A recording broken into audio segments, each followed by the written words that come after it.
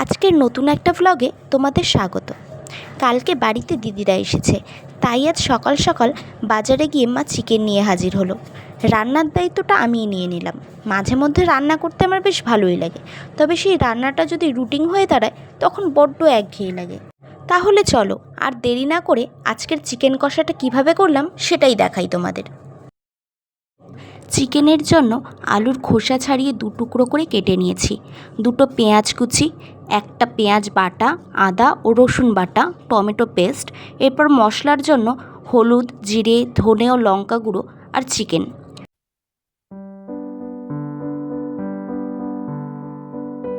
চিকেনটা ম্যারিনেট করার জন্য আদা রসুন বাটা, পেঁয়াজ বাটা, মশলা, নুন আর সামান্য একটু সর্ষের তেল দিয়ে মাখিয়ে কিছুক্ষণ রেখে দিলাম।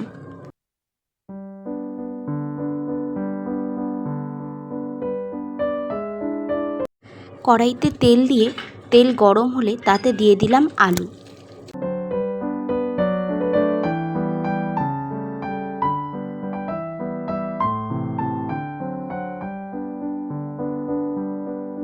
এরপর হলুদ, নুন ও কালারের জন্য একটু লঙ্কা গুঁড়ো দিয়ে দিলাম।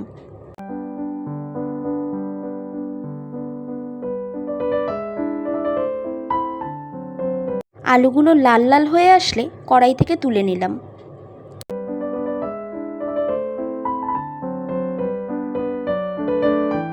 ওই কড়াইতেই আবার কিছুটা তেল অ্যাড করে তার মধ্যে এলাচ, লবঙ্গ ও দারচিনি দিয়ে একটু নাড়িয়ে নিলাম। এরপর পেঁয়াজ কুচি দিয়ে পেঁয়াজের হালকা ব্রাউন রং ধরা পর্যন্ত তাকে ভাজতে থাকলাম।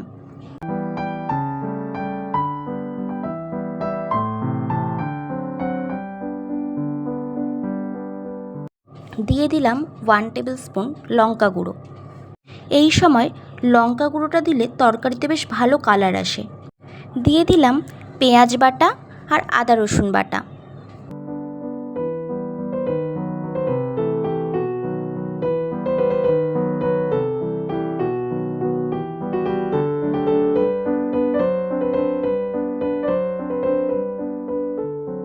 পেঁয়াজ রসুনের কাঁচা গন্ধটা চলে গেলে দিয়ে দিলাম টমেটো পেস্ট।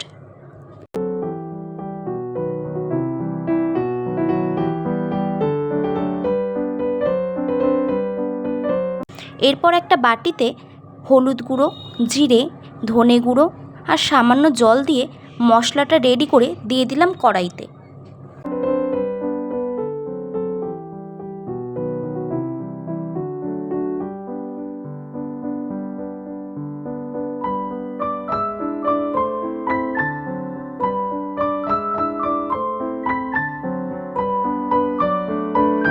মশলার বাটিটা ধুয়ে সামান্য একটু জলও দিয়ে দিলাম।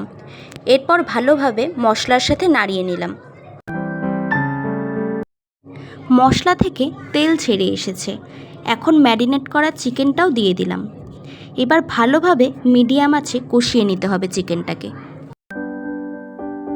দিয়ে দিলাম স্বাদ মতো নুন।